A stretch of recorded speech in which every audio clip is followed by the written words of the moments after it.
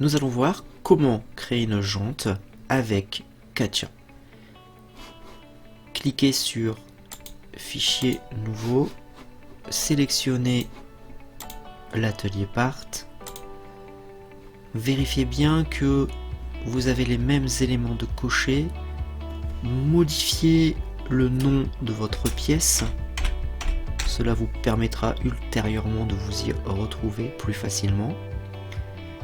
Validez par OK, sélectionnez le plan XY, cliquez sur l'outil Esquisse sur votre droite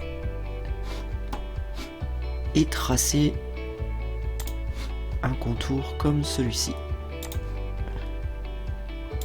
Ne vous préoccupez pas des dimensions, vous allez contraindre votre esquisse après.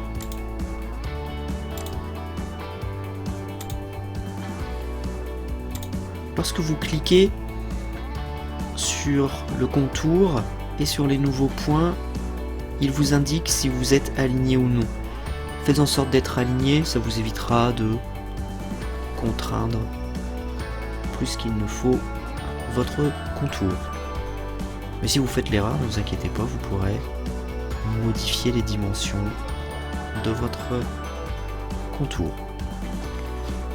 Lorsque c'est terminé, vous obtenez à peu près cette forme et vous allez mettre des contraintes. Valider et cliquer pour bien contraindre tous les éléments. Alors, vous voyez là, je viens de cliquer d'abord sur le segment et ensuite sur la contrainte, mais vous pouvez cliquer sur la contrainte puis sur le segment à contraindre. Donc vérifiez bien que vous n'oubliez rien. Ici, si on définit toutes ces dimensions, vous devriez normalement avoir toutes les informations nécessaires pour obtenir ce que vous souhaitez. Alors nous allons faire nous une jante qui fera ici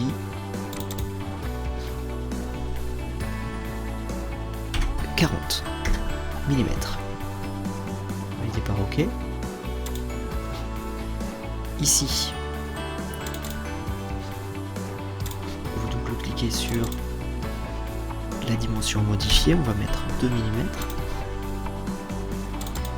Ici 2 mm.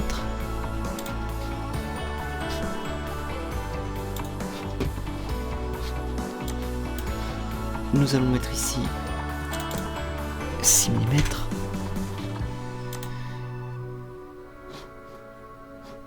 Voilà, nous avons ici toutes les contraintes que nous souhaitons définir. Voilà. Et ici, nous allons mettre 20 mm. Voilà. Nous obtenons cette forme. Pour obtenir notre jante, nous allons simplement faire une révolution. Nous quittons l'atelier.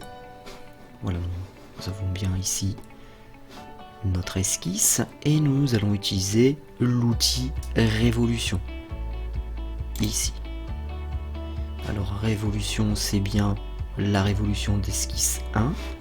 Si nous regardons ici, c'est bien cette esquisse que nous allons utiliser. Ici, dans pas de sélection, alors on vérifie bien que nous l'avons et nous allons sélectionner ce segment qui va en fait définir un axe de révolution en réalité. On vérifie toujours en cliquant sur aperçu pour vérifier que c'est bien ce que nous souhaitons obtenir et vous pouvez valider. Cliquez en dehors de votre pièce et vous obtenez une jante.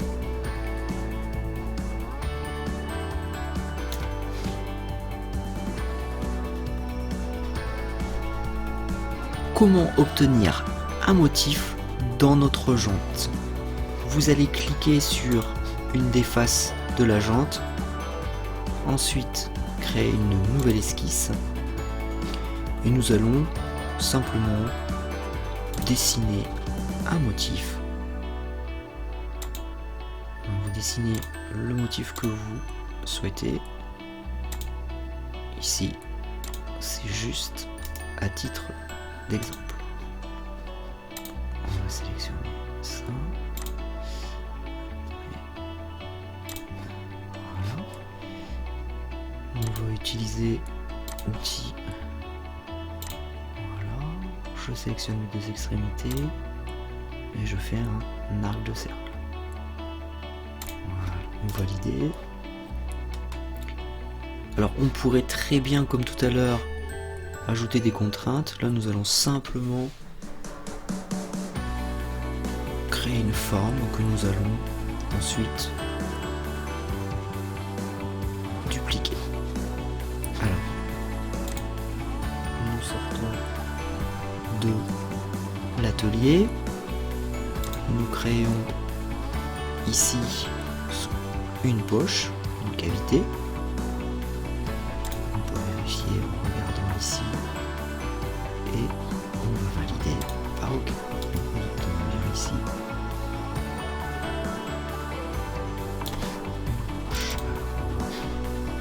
Ici.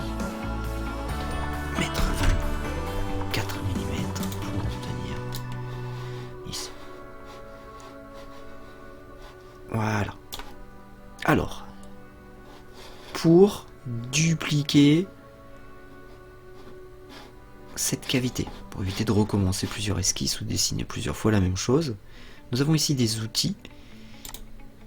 Un outil rotation, une répétition circulaire. Alors on clique sur répétition circulaire.